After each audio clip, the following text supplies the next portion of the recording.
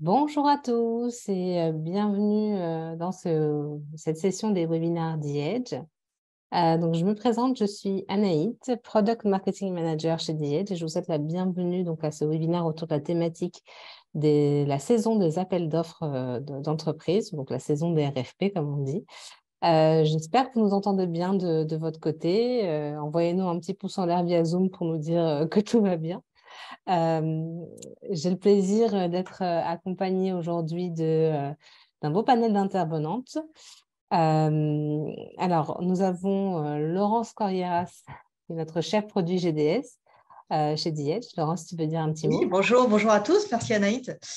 Juste pour vous présenter rapidement, donc je suis Product Manager en charge du produit GDS et j'ai une équipe de développeurs qui m'accompagnent au quotidien pour nous assurer que la connectivité avec nos partenaires GDS fonctionne parfaitement et que les hôtels sont bien représentés, que les agences trouvent les informations recherchées et réservent facilement. Voilà mon rôle chez The Edge. Merci Laurence. Et nous avons également Laura Creswell, Account Manager et Solution Consultant à Steven, qui nous fait le plaisir d'être là avec nous depuis Londres et qui en plus a participé à ce webinaire en français et qui n'est pas sa langue maternelle. Donc je préfère préfacer tout de suite, soyez indulgents avec Laura, elle va faire de son mieux. Laura, si tu veux faire un petit bonjour. Oui, merci Annie, merci Laurence. Et je suis très contente d'être ici aujourd'hui avec vous. Mais comme Annie avait dit, le français n'est pas ma langue maternelle, donc soyez patiente avec moi, s'il vous plaît. Merci d'avoir répondu présente toutes les deux à ce webinaire. Nous allons enchaîner tout de suite sur une petite présentation de l'agenda. Voilà. Donc, Laurence nous fera un rappel sur les GDS. Elle mettra l'accent sur les opportunités liées à ce canal de distribution et sur la meilleure façon d'aborder la saison des appels d'offres. Nous passerons ensuite le micro à Laura qui détaillera les tendances du marché français en termes de RFP. Elle nous donnera également un aperçu de la façon dont les entreprises et les agents de voyage recherchent les établissements sur des outils comme Cvent et toutes les informations qu'il est important de renseigner pour l'hôtelier pour justement tirer le plus parti de cette saison des RFP. Nous souhaitons également que cette session soit aussi interactive que possible. Donc, c'est pourquoi nous comptons sur vous et sur vos questions. Vous pouvez nous poser toutes vos questions durant le webinaire dans l'onglet Q&R et nous nous efforcerons de répondre à un maximum d'entre elles. Alors, il est temps pour moi de passer le micro à Laurence. Laisse-moi juste une seconde pour te passer la main. Hop là. Voilà, c'est tout C'est bon. parfait. Merci beaucoup. Merci à tous d'être là parmi nous. Alors, commençons par une petite introduction sur qu'est-ce que sont les GDS. Alors, les GDS sont tout d'abord les initiales de Global Distribution System et représentent un canal de distribution qui connecte les hôtels à environ 550 000 agences de voyage dans le monde. C'est un canal donc B2B, car c'est l'agent de voyage qui va réserver pour son client. Les GDS regroupent 4 systèmes de réservation, à savoir Amadeus, Sabre, Galileo et Worldspan. Donc, lorsque l'on connecte un hôtel au GDS, on le distribue automatiquement auprès de ces 4 systèmes de réservation et donc au réseau mondial des agents de voyage. Pour la petite histoire, les GDS ont été créés par des compagnies aériennes il y a plus de 40 ans, donc bien avant Internet, afin de pouvoir trouver un moyen de centraliser, au début c'était les billets d'avion, et du coup faciliter les réservations grandissantes.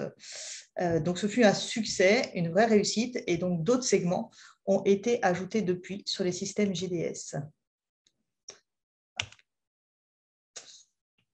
Alors aujourd'hui, on peut y trouver donc du coup le train, l'hôtel, évidemment, la location de voitures, les bus, les attractions. Tout cela permet donc à un agent de voyage de réserver très rapidement via les GDS un package complet pour son client. C'est ce qui fait la force des GDS d'ailleurs, mais aussi le contenu très riche. Alors, est-ce que les GDS est une espèce en voie de disparition ? Alors, attendez, je suis allée trop vite. Attends, je ne sais pas comment revenir en arrière. Voilà, juste après, du coup, tac. Voilà. On va y arriver. Voilà, très bien, pardon. Alors, on entend depuis de nombreuses années que les GDS vont mourir au profit d'Internet et des OTA. Sur l'écran, vous pouvez voir un graphique représentant la moyenne concernant les réservations GDS et on peut clairement constater que la courbe rose, donc qui représente 2023, suit la ligne bleue qui, elle, correspond à 2019, donc une année dite normale de pré-Covid. On a pu voir un retour des réservations courant 2022, ici la courbe verte. Et donc, on peut confirmer aujourd'hui avec plaisir et surtout certitude le retour du voyage d'affaires. Alors, est-ce que le GDS est le canal préféré par les entreprises? Donc, le GDS est bien le canal de réservation préféré des voyageurs d'affaires. Je vais passer à la slide suivante. Et donc, bénéfique pour tout hôtel cherchant à attirer une clientèle d'affaires. Les GDS est un canal qui représente 80% de voyageurs d'affaires à peu près et 20% donc de touristes à titre de loisirs. En effet, les moyennes et grosses sociétés sous-traitent la gestion des voyages d'affaires pour leurs collaborateurs à des agents de voyage. Ces agents de voyage sont appelés des TMC dans le jargon, pour Travel Management Company. Et il s'agit d'agences comme, vous les connaissez, American Express, ABC, CWT, BCD Travel ou encore d'autres.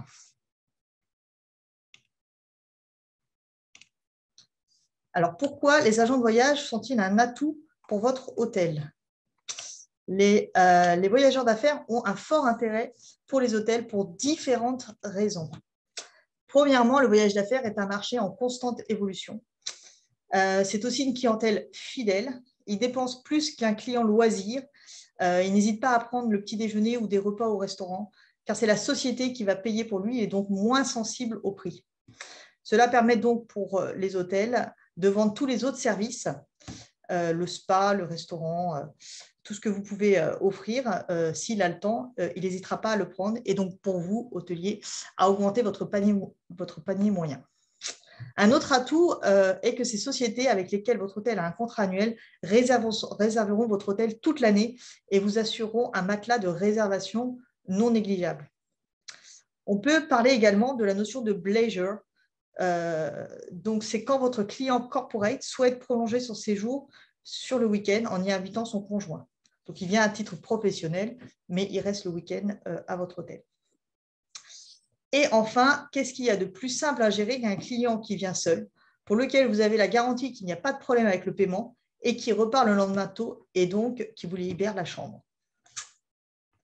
Que des intérêts. Alors, comment obtenir plus de réservations venant du voyage d'affaires? Pour attirer les voyageurs d'affaires à votre hôtel, il vous faut tout d'abord vous assurer que les services requis par les voyageurs d'affaires sont bien à jour sur votre profil GDS. Le Wi-Fi est-il gratuit? Sinon, quel est le prix? Quels sont les services offerts à l'hôtel ou ceux offerts uniquement à vos clients corporate, comme l'accès au fitness par exemple? Offrez-vous un service de check-in express? J'insiste car chaque prestation ou service fait partie des filtres de recherche dans les GDS. Si vous l'avez omis ou juste pas mis à jour, votre hôtel ne ressortira donc pas. Pensez également à analyser votre base de données existante. En effet, il est impératif que votre service de réception questionne vos clients à l'arrivée pour savoir si ce client voyage à titre professionnel ou personnel. Si c'est professionnel, profitez-en pour savoir le nom de la société derrière. En effet, vous pouvez avoir des réservations provenant par exemple d'American Express ou ABC ou BCD Travel. Il y a de fortes chances venant de ces sociétés-là, donc les TMC, que ce soit une société qui est réservée par cette agence.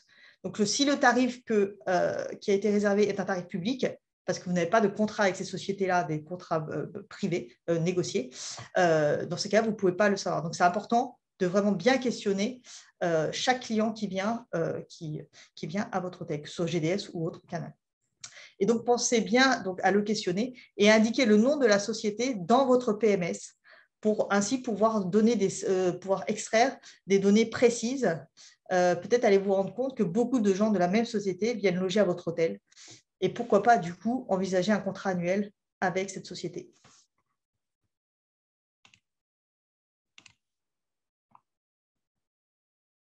Alors là, je voulais vous parler de deux petites choses importantes, qui est donc les indicateurs North Star et Stay Safe. Donc sur l'écran, vous voyez, c'est une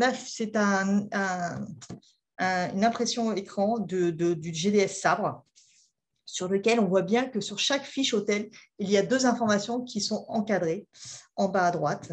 La première est le nombre de couronnes données par la société North Star. Pour ceux qui ne connaissent pas North Star, c'est la seule société à donner un classement équivalent à tous les hôtels dans le monde. Les GDS ne prennent pas le nombre d'étoiles, il sera affiché dans votre description, mais ici, à cet endroit-là, il ne s'affichera pas. Donc, il ne prendra pas le nombre d'étoiles. Pourquoi? Parce que le nombre d'étoiles, vous savez bien qu'un hôtel, par exemple, 5 étoiles en France, n'a rien à voir avec un 5 étoiles en Égypte ou ailleurs. Du coup, North Star a son propre classement, il impose son classement en nombre de couronnes.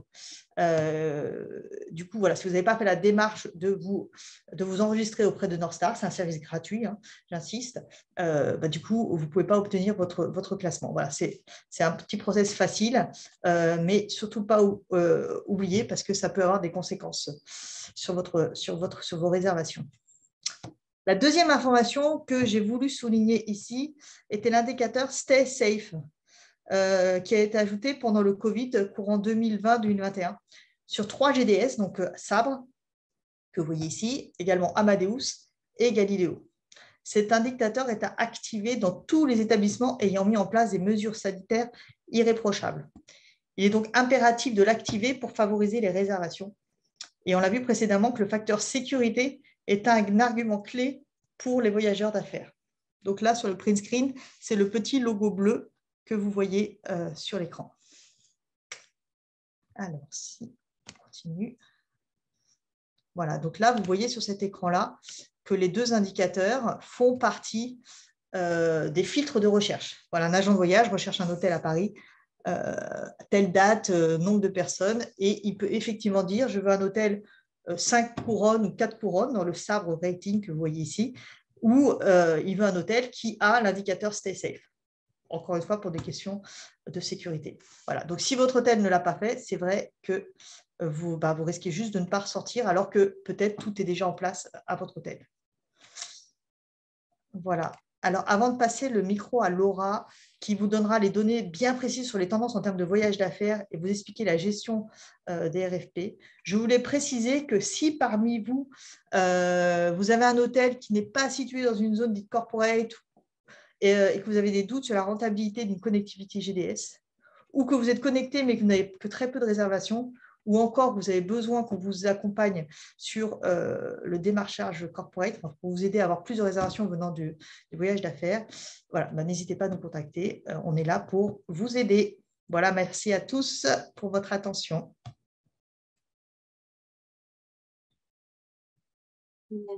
Merci beaucoup, Laurence. On va voir tout de suite. Je vais juste vérifier, voir si nous avons des questions. Pour le moment, non. Donc, n'hésitez pas à nous poser toutes vos questions hein, dans l'onglet Q et QR. On va tout de suite passer la main à Laura, qui va donc nous donner les tendances du marché. Donc, j'insiste, hein, c'est sur le marché français. Et puis, donc, je laisse-moi juste une seconde, Laura, pour que tu puisses partager ton écran. Et normalement, ça devrait être bon. Donc, je te laisse partager ton écran, Laura.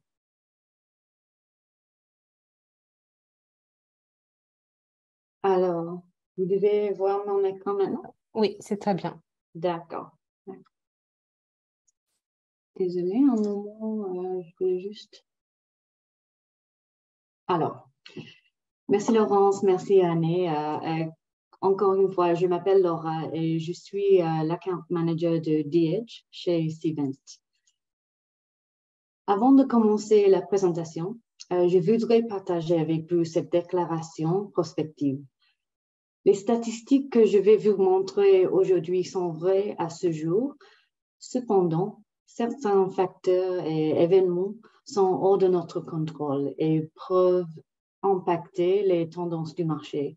Donc, il est possible que les prévisions et les projections que nous verrons dans cette présentation aujourd'hui ne se réalisent pas. Tout d'abord, voici un bref aperçu de Cvent. Nous avons deux plateformes dont le but est d'aider les acheteurs à trouver des fournisseurs.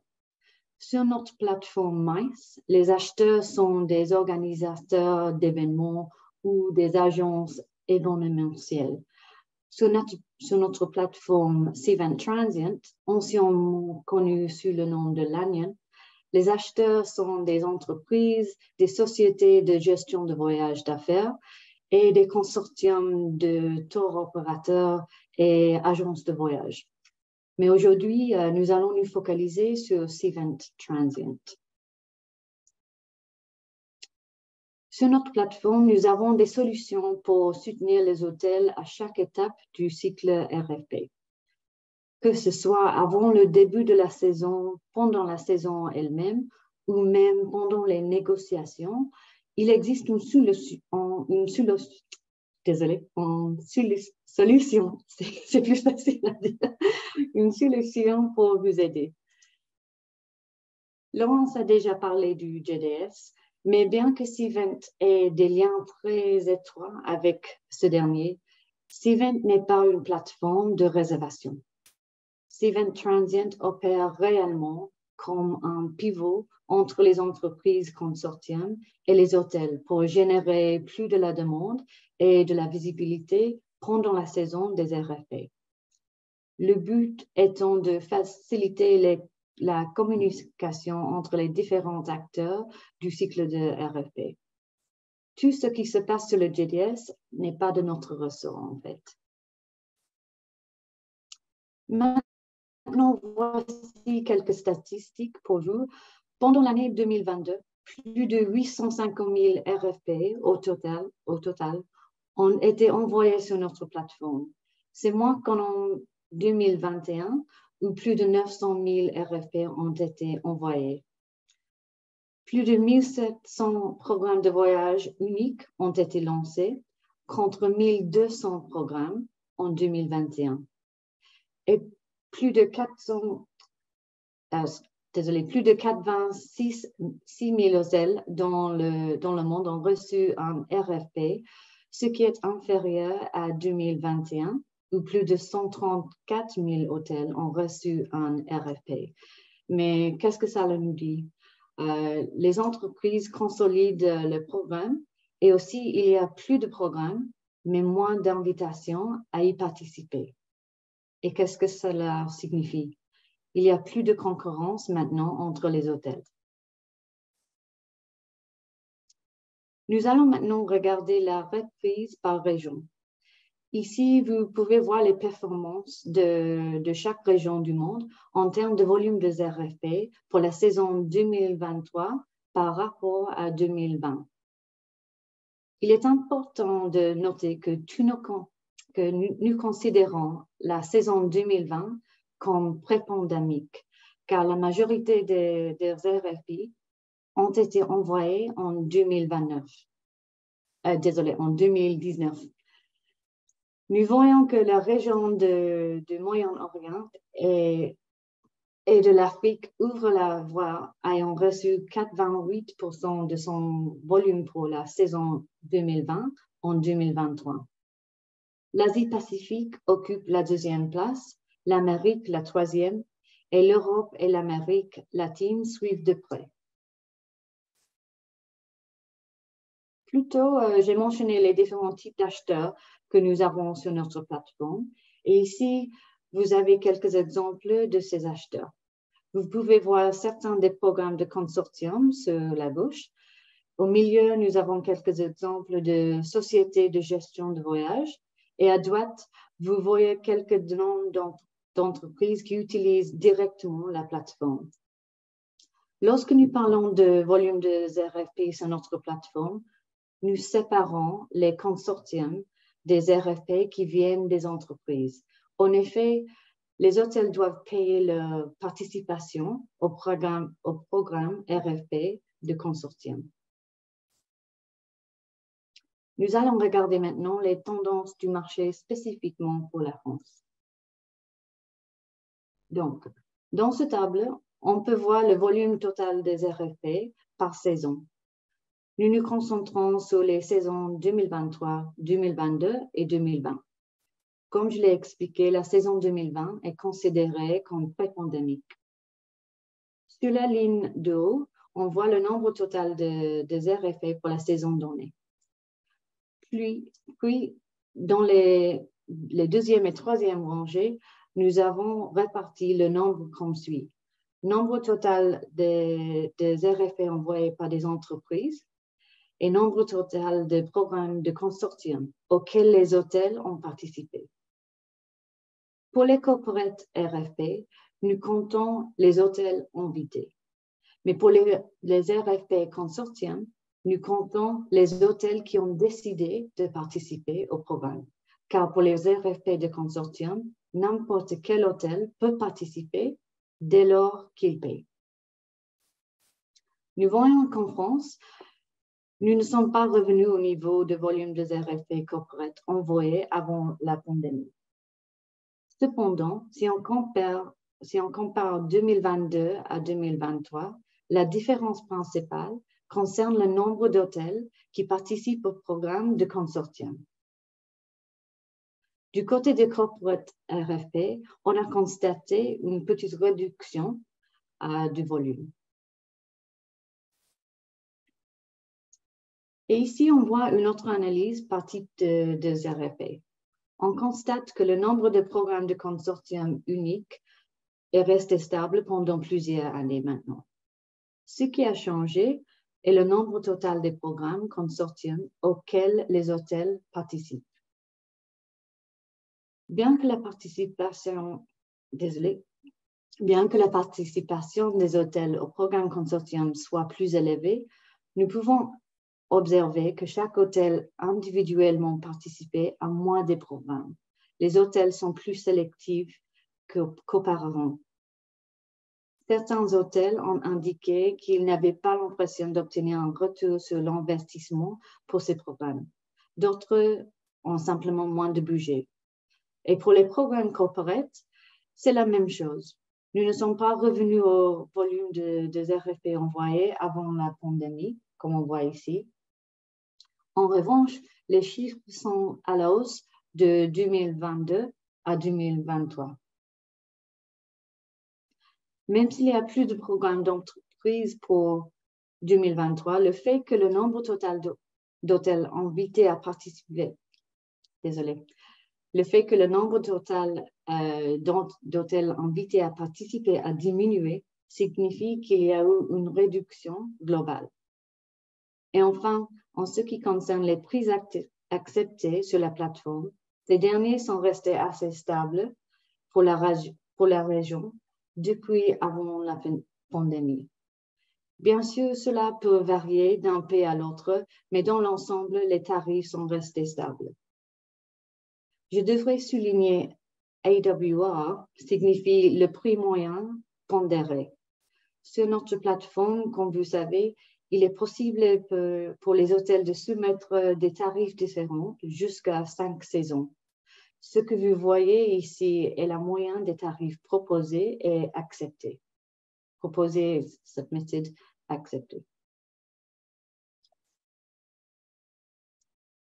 Alors, ici, nous voyons le volume des RFP par mois et son évolution au fil des saisons. Le bleu représente la saison 2020 ou pré-pandémie. L'orange représente la saison 2022 et le violet représente la saison 2023. Comme vous pouvez le voir, la saisonnalité n'a pas changé depuis avant la pandémie. La saison commence généralement en juin, puis la demande augmente doucement en juillet et en août, par culminer en septembre et octobre et redescendre ensuite. Les différentes lignes comparent le volume des RFP pour la saison 2023 à 2022 et à 2020 en pourcentage. La ligne rouge, par exemple, nous montre que le volume des RFP, mois après mois, pendant la saison 2023, est inférieur à celui de 2020, naturellement. Et en comparaison, la ligne jaune nous montre que la saison 2023 est en avance par rapport à 2022. Nous examinons maintenant la tendance des RFP acceptés pour la saison 2023. Vous la verrez, elle suit le même schéma que la diapositive précédente. Qu'est-ce que cela signifie? Cela nous indique que la période entre l'envoi d'un RFP par l'entreprise et l'acceptation d'un hôtel dans un programme peut être très courte dans la majorité des cas. Par conséquent, il est important que votre hôtel réponde à temps à l'appel d'offres. Vous ne voulez pas répondre en retard et risquer de manquer votre chance de faire partie d'un programme. Ensuite, nous pouvons voir les principales villes basées sur le volume des RFP envoyés pour la France. Sans surprise, Paris est en tête de liste. Ensuite, pour les principales villes que nous venons de voir, nous pouvons voir l'évolution de volume des RFP en 2023 par rapport à 2022 en vert et 2023 à 2020 en bleu. Les statistiques démontrent que le volume des RFP de la saison 2023 n'a pas dépassé celui de 2020 dans aucune des villes principales. Cependant, Paris, Grenoble et Le Havre ont constaté une augmentation des RFP entre les saisons de 2022 et 2023. Maintenant, une analyse similaire ici. Cependant, nous examinons maintenant l'évolution du nombre d'hôtels invités au programme. Encore une fois, le vert représente la comparaison de 2023 à 2022 et le bleu, la comparaison de 2023 à 2020. Dans la plupart des cas, nous constatons une diminution du nombre d'hôtels invités pour la saison 2023. Il faut également mentionner que lorsqu'on voit 0%, il n'y a pas eu de changement dans le nombre d'hôtels invités. Maintenant, c'est notre dernière diapositive en ce qui concerne les statistiques. Tout d'abord, nous avons vu que 515 programmes ont été sourcés en France pour la saison 2023. De ces programmes, 27% étaient des organisations appartenant à Fortune 500.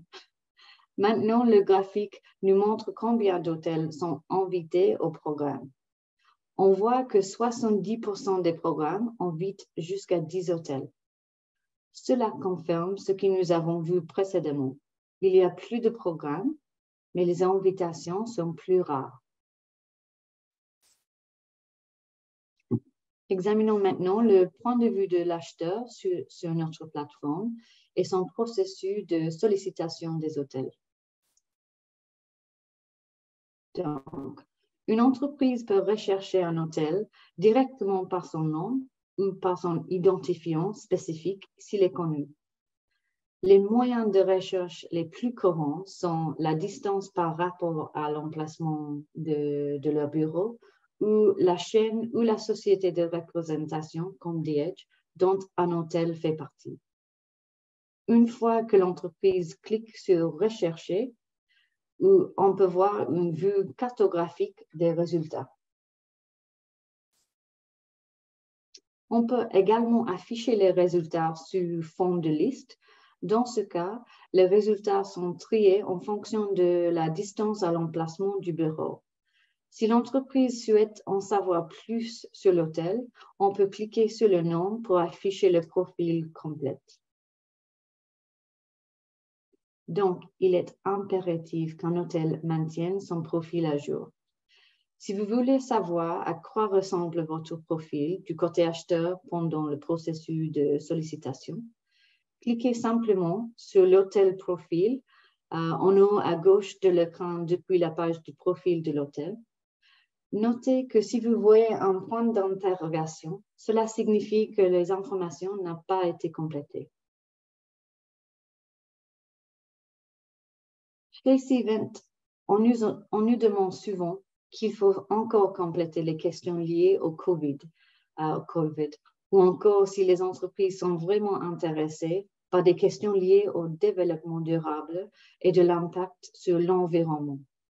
Eh bien, lorsque nous avons demandé aux entreprises si nous devrions supprimer les questions liées au COVID, puisque maintenant nous avons à peu près tout récupéré de la pandémie, elles nous ont répondu que non.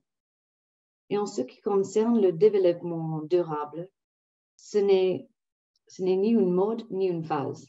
Si vous assistez à une conférence de nos jours, vous pouvez être certain que quel que soit le sujet, il y aura une section entière dédiée au développement durable. Donc, nous devons le prendre en compte. En fait, le mois dernier, j'ai fait une présentation lors d'une conférence avec nos partenaires et l'une des entreprises qui utilise notre plateforme nous disait qu'elle utilisait les réponses des hôtels liées aux questions sur le développement durable pour générer un score d'impact environnemental pour un hôtel. Donc, il est très important de ne pas ignorer ces questions si les voyages d'affaires représentent un segment important pour votre hôtel. Il est facile d'accéder aux questions personnalisées à partir du profil de votre hôtel. Changez simplement la Customize View en haut à droite en Display All Fields et sélectionnez ensuite l'onglet nommé Custom Categories. Enfin, ajustez la vue personnalisée sur Channels et vous verrez alors vos questions personnalisées sur la gauche de la page. Certaines de nos entreprises qui utilisent notre plateforme pour solliciter des hôtels pour des tarifs négociés utilisent également notre solution d'annuaire d'hôtels, par exemple Lego. Ce répertoire est utilisé par le membre de personnel qui voyage pour voir quels hôtels ont des tarifs négociés avec leurs entreprises. Mais comme j'ai dit au début, ceci n'est pas une plateforme de réservation. Il s'agit réellement d'un répertoire. Regardons comment cela fonctionne. On sélectionne l'endroit ou la destination où nous allons aller. On entre ces dates de voyage et puis on clique sur « Rechercher ». Et l'utilisateur se voit présenter une liste d'hôtels pour lesquels sa société a des tarifs négociés. Nous l'avons vu précédemment, si on clique sur le nom de l'hôtel, on sera redirigé vers le profil complet de ce dernier. Comme pour le profil de sollicitation, tout le contenu est extrait du profil Cvent de l'hôtel, d'où l'importance de maintenir les informations de votre profil à jour. Et bien que les images de l'hôtel ne soient peut-être pas aussi importantes pendant la période de sollicitation, elles sont extrêmement importantes pour la personne qui séjournera dans votre hôtel. Et pour terminer, une petite statistique pour vous. J'ai partagé avant que plus de 1700 programmes ont envoyé un RFP sur notre plateforme en 2022. Eh bien, un tiers de ces programmes utilisent la fonction répertoire. Merci à tous d'avoir participé. Ça c'est tout pour moi. Maintenant, à vos questions. Merci Laura. Est-ce que tu peux arrêter de partager ton écran comme ça, on revient tous en ligne. Parfait. Laurence, est-ce que tu peux te connecter, activer ta caméra et ton micro également? Pareil pour Laura, tu peux réactiver ton micro. On va passer à présent aux questions. Alors, nous avons quelques questions du public concernant les renseignements. On a notamment donc quelqu'un qui nous demande où renseigne-t-on la fiche hôtel sur le GDS. Laurence, est-ce que tu Oui. peux répondre à celle-là? Oui, bien sûr. La fiche hôtel sur les GDS, donc ça dépend avec qui vous travaillez. Chez The Edge, chez les équipes de The Edge qui le font automatiquement. C'est-à-dire que l'hôtel fournit les informations et nous, après, nos équipes vont aller l'enregistrer sur chaque plateforme, donc sur Amadeus, SAP, Galileo, Worldspan. Voilà, donc ça, effectivement, c'est nous qui le faisons. Si l'hôtel veut voir à quoi son hôtel ressemble, donc soit nous, on a accès au GDS, on peut lui montrer, soit on lui envoie ce qu'on appelle chez nous un OCR. Donc, ça, en gros, c'est un document Word sur lequel on fait du copier-coller de tout le contenu de l'hôtel. Et du coup, on le transfère à l'hôtel qui peut ainsi le voir. Super, merci beaucoup. On a également une question concernant voilà, quel est le lien pour accéder à notre page d'hôtel. Nous avons un abonnement GDS, mais je ne sais pas comment aller vérifier et mettre à jour notre fiche d'hôtel. Donc, pareil, je pense que ça rejoint un peu ta réponse. Si Tout à vous fait. êtes client d'IEG, n'hésitez pas à solliciter votre account manager. Et puis, si vous n'êtes pas client d'IEG, bah, contactez nos équipes. On peut toujours voilà, essayer de voir comment vous accompagner là-dessus. Ensuite, on a une question concernant, bien évidemment, parce que tout le monde a beaucoup aimé, je pense que tu as présenté, Laura, notamment sur la plateforme. Pouvez-vous nous donner une idée du coût de l'abonnement à Cvent? Bien sûr. Mais enfin, les hôtels affiliés à The Edge bénéficient de tarifs spéciaux, mais je vous conseille de contacter votre account manager chez The Edge pour vérifier le prix précis. Voilà, tout à fait. En fait, The Edge a un partenariat avec Cvent. Donc, nos clients bénéficient de tarifs préférentiels. Donc, vous pouvez, si vous êtes client de The Edge, vous rapprocher de votre account manager ou de votre commercial, ou bien même de Laurence. Elle sera ravie de vous accompagner là-dessus. Et pareil, pour ajouter les photos de l'hôtel sur Cvent, comment est-ce que ça se passe, Laura? Une fois que, par exemple, quelqu'un a un hôtel a un profil sur Cvent. Désolée, j'ai pas entendu la question. Une Tu fois peux répéter? qu'un hôtel a un profil sur Cvent, comment est-ce que ça se passe pour ajouter les photos de l'hôtel? On peut le faire dans le profil de l'hôtel. Directement dans Oui, le compte. exactement. Ouais. OK, très bien. J'ai une question, toujours la même personne. L'entreprise ne peut pas demander à une autre entreprise d'être sollicitée en RFP. Donc, est-ce que peut-être, Laurence, tu peux essayer La question, c'est est-ce qu'un hôtel peut demander à une société de lui envoyer son RFP? Je pense que ça doit être ça, oui. OK. Ou un hôtel, oui, voilà, c'est ça. Donc, oui.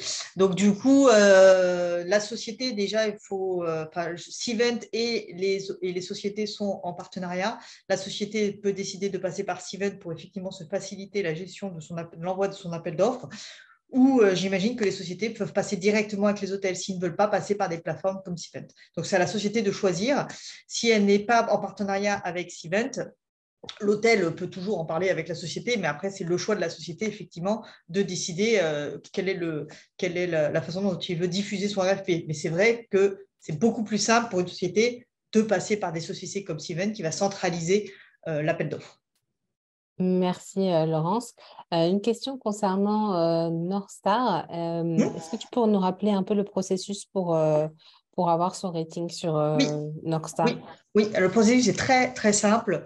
On a même des templates tout faits d'emails à envoyer directement chez Northstar.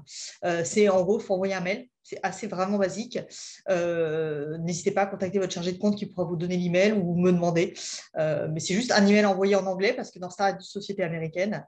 Et donc, vous allez faire la demande en mettant vos codes GDS. Voilà, je suis un hôtel qui souhaite avoir son référencement Northstar.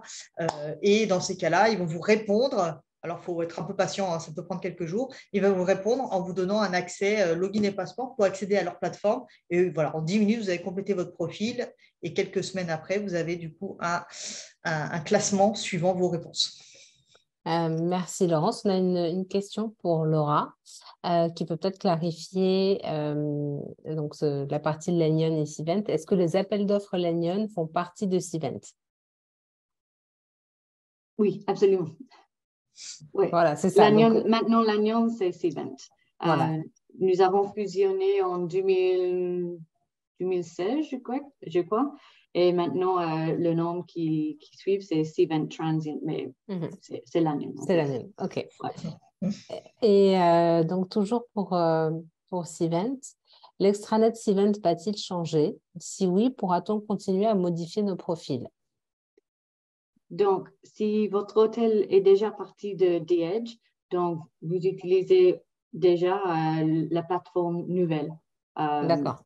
Mais si vous êtes, si vous n'êtes pas en partenaire avec The Edge déjà, donc vous utilisez la plateforme plus âgée, je crois.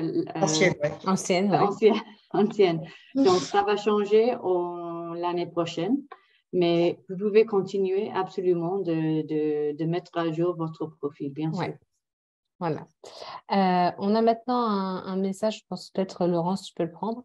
Pour un groupe d'hôtels n'ayant pas de contrat corporate sur des secteurs à potentiel à faire, est-ce qu'il est pertinent de se connecter au GDS pour y faire remonter ses tarifs publics uniquement? Oui, bien sûr. Alors ça, c'est certain. Pourquoi? Parce que l'hôtel, déjà, en étant présent au GDS, il est présent auprès des agents de voyage. Donc, encore une fois, 80% de ces agents de voyage réservent pour des sociétés, ce qu'on appelle les TMC, voilà, les fameuses TMC, les Travel Management Company. Donc, c'est ces sociétés qui payent des agences de voyage pour réserver, donc il y a agence de voyage du GDS. Et donc, du coup, si votre hôtel déjà est présent sur le GDS, donc il sera visible par ces agents de voyage. Et donc, comme je le disais également, si du coup, vous allez naturellement recevoir des tarifs, des réservations venant d'American Express, donc ces fameux TMC, Carlson Wagonly ou d'autres. Et donc, du coup, il faut savoir que ces agences, ces TMC sont 100% corporate, donc il ne peut pas y avoir de loisirs. Donc, c'est forcément des sociétés derrière.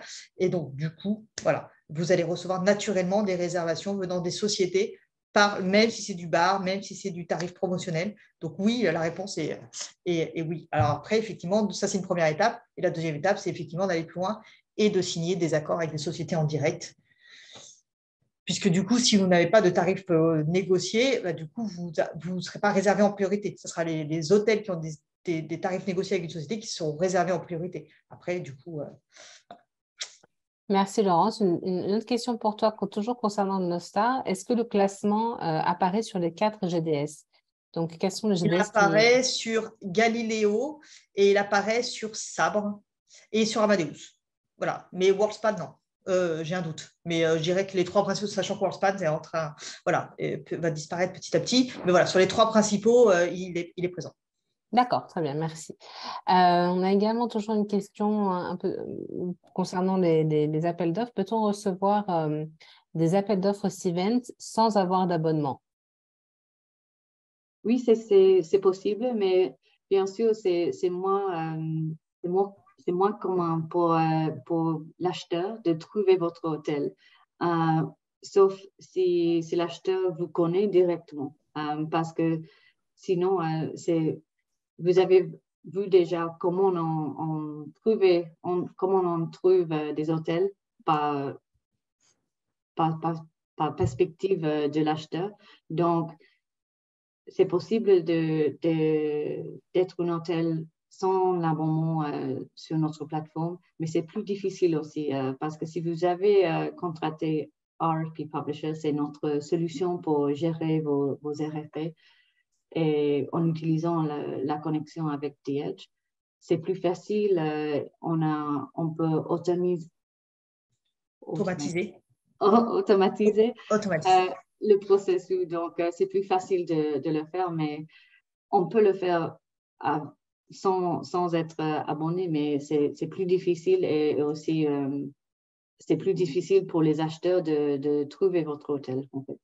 Oui, effectivement, avec un payant en accès, vous aurez un profil complet et à jour, alors qu'effectivement, si vous ne payez pas d'accès, du coup, vous serez beaucoup moins visible, puisque du coup, vous n'aurez pas la possibilité de changer votre contenu, puisque vous n'avez pas la main à l'outil. Et voilà, donc c'est toujours mieux. Alors, en plus, si vous recevez plusieurs RFP, ça va beaucoup plus vite. Si vous en recevez 10, 15, 20, le processus de répondre à un RFP, sachant que le délai est très court, vous avez à peu près 2 à 3 jours pour répondre. C'est beaucoup plus rapide. Une fois que tout est complété, vous avez un accès payant. Vous avez juste à compléter 2-3 détails et ça envoyer. Alors que si vous n'avez pas d'accès payant, vous allez recevoir le RFP, vous allez pouvoir y répondre, mais à chaque RFP, vous allez devoir recompléter toujours les mêmes informations. Donc voilà, c'est un peu plus compliqué. C'est plus facile avec une connexion effectivement à Cvent, forcément. Une question pour toi, Laurence. Amex est-il un supplément payant sur The Edge? Alors, par défaut, si vous prenez notre solution GDS, vous êtes connecté à toutes les agences de voyage dans le monde. Amex, Carlson, tout le monde. 550 000 agents de voyage. Après, vous avez la possibilité de payer ce qu'on appelle des programmes consortia.